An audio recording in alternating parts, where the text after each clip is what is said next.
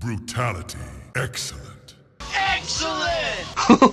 Did you hear that? That excellent was excellent. Welcome back to the second video in our mini course on leg locks, which are some of the most brutal and disgusting moves in all of self-defense. Now in the first video I showed you how you can escape from mount and tear your opponent's leg ligaments to shreds simultaneously and in 5 seconds or less. And in this video I'm going to show you exactly how versatile leg locks are. So you'll learn some new moves, I'll show you a bunch of different positions you can hit these things from, and possibly some that you didn't even know were possible. Possibly. Impossible. These are the types of moves that if you know them and your opponent does not, he will not be able to stop you and you'll be able to injure him easily, even if he knows what's coming. I've personally been crushing various mixed martial artists, jiu-jitsu guys, and especially wrestlers with the same system of leg locks for 10 years, and they just can't stop it. And I'm certainly not the only guy out there doing it. Here's Frank Mir getting his face pummeled by Brock Lesnar in 1 second, and the very next second, snapping his knee. Imagine instantly disabling this friggin' guy. Rusimir Palhares has ruined about 50 different people's legs in his career of being a huge dickhead. And even my little buddy Dan takes out competitive fighters twice his size in seconds using some leg locks. And then he celebrates obnoxiously. As will you if you take the time to learn this stuff. Now all the leg lock knowledge that I have is actually an amazing gift to me from my first jiu-jitsu and MMA coach, Dan Fisher, who filled my head with mystical brutality, allowing me to crush people with it for years, and never asked me for a single dollar in return. He's a good guy, and he's a great fighter. Dan is a submission fighting mastermind. He's an engineer, so he's aggravatingly smart, and he uses his knowledge of physics to destroy people's joints in brilliant ways. Stuff that nobody's ever seen before, and nobody's ever thought of before. That's how I tap out. Nice and pathetic. He's coached UFC guys like former champ and soon to be again champ Frankie Edgar, George Sullivan, Jeff Lentz, and more importantly me.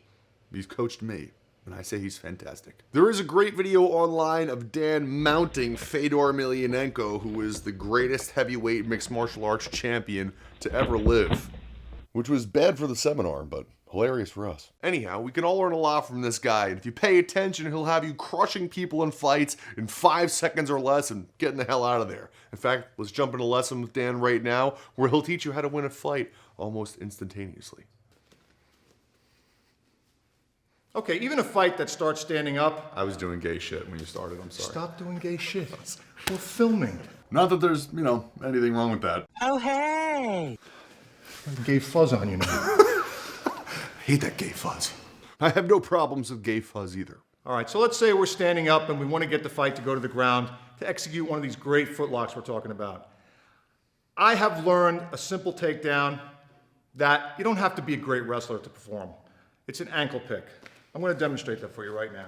Let's just say your opponent is in a typical clinch just like this. Real quick, you can take that clinch just by throwing a 1-2 into a kick and then grabbing the guy's head. Back to the lesson. All I'm going to do is I'm going to drop my weight, pulling him down with me, and letting my foot go back, which causes him to put more weight on his front foot.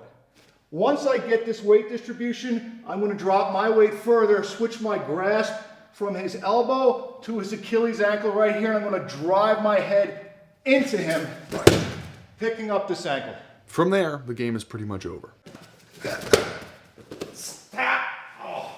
Now it's over. Okay, let's take a look at the application of this move so you can see how it actually hurts your opponent. And I also want to point out that you can throw this move from the ground, from an open guard position, or you can throw it from your feet. But for the sake of coaching simplicity, we're going to show you the application from the ground to start. So here we're on the ground. Trav is open guard, legs around me, but they're not locked. At this point, they're open. And I'm kind of lightly holding this opposing leg. What I'm going to do is I'm going to push this leg down, and I'm going to run this knee over this leg. I'm going to take my other leg as I fall to this hand for base and just snap it right here. And while I do that, this hand lands on my hip. I'll just fall back on my elbow. Oh my God. And just pressure up, and the pain is really bad. Even though I'm not doing any kind of heel hooks or anything like that, the pain on the bottom of the calf and top of the Achilles tendon tends to be severe. And again, you can apply this move easily from standing if you clear your opponent's leg, which you can also use for a little padding on the way down. And of course, be violent. So when you do this move more full speed, this knee runs through, bam, and this really hits hard right here, and then I just stretch out. And I have so much power, honestly, I could really just push this hip and push this hip. Even without Dan's arm in there, my knee felt like it was gonna pop from the pressure. And I took my arm out at that point. You want to really keep this, what I like to call my blade tool, right there. It makes it so much worse. As soon as I throw that in there, tap, you just feel it immediately. And you could still switch to all your heel hooks, no problem. You could still cup it, tap, if you want. But that's just a very nasty, quick lock, easy finish. That said, pain should not be our goal. Now, you may or may not know this about me, but I don't think that inducing pain is all that important in a fight. Inducing debilitation is. You destroy a joint, it doesn't work anymore, now the guy can't fight. Okay, certain people will give up when they experience a lot of pain. Take a good nut shot, for example. Well, there's certainly nothing that's shutting your body down. It's not like you can't stand on your leg anymore. People just become overwhelmed by the pain and therefore they give up. But not everybody will give up, especially if that person is mad enough. Kind of like this guy who just ignores a taser. I'll get you, bitch.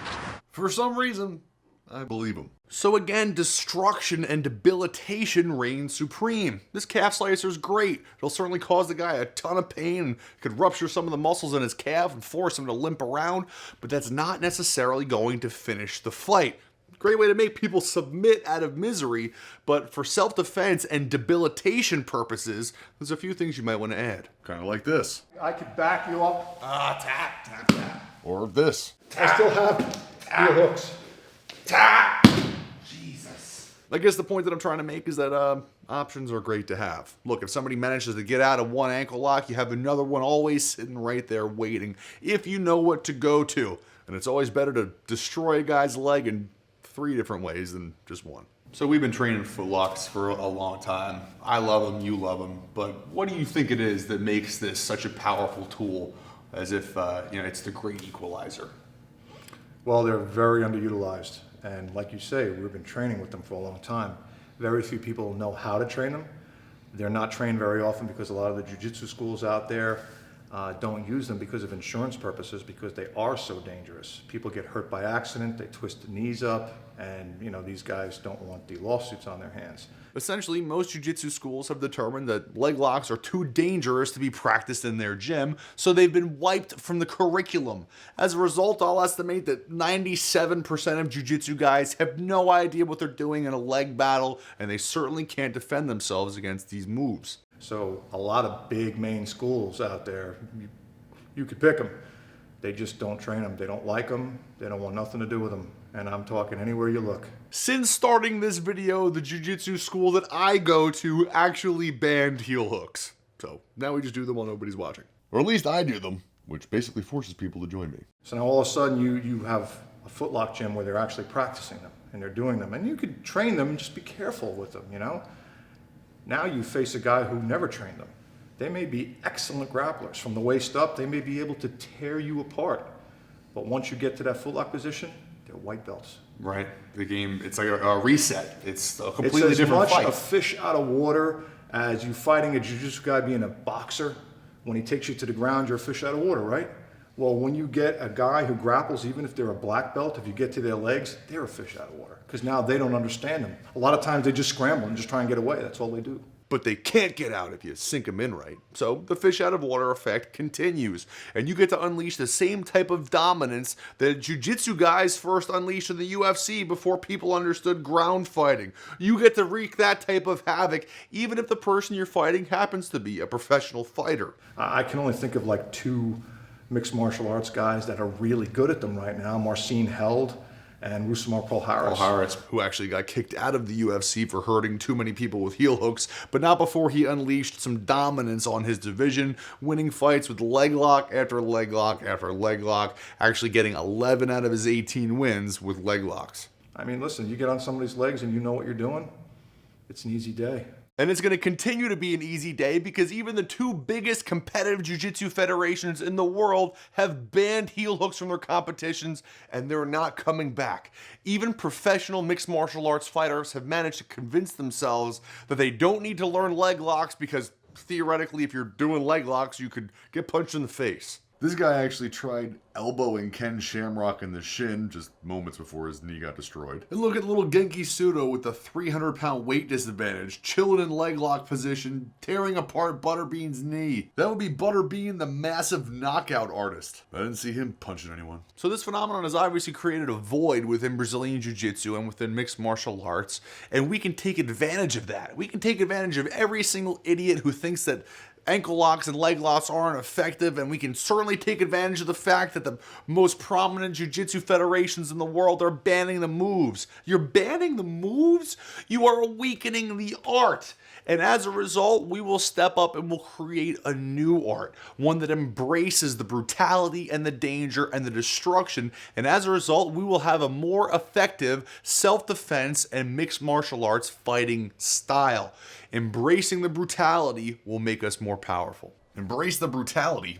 It's like a slogan for a crappy energy drink. So this is why Dan and I created a course called Leglocks, the Great Equalizer, in which we break down all of the moves and all of the secrets that make this unique art completely unstoppable.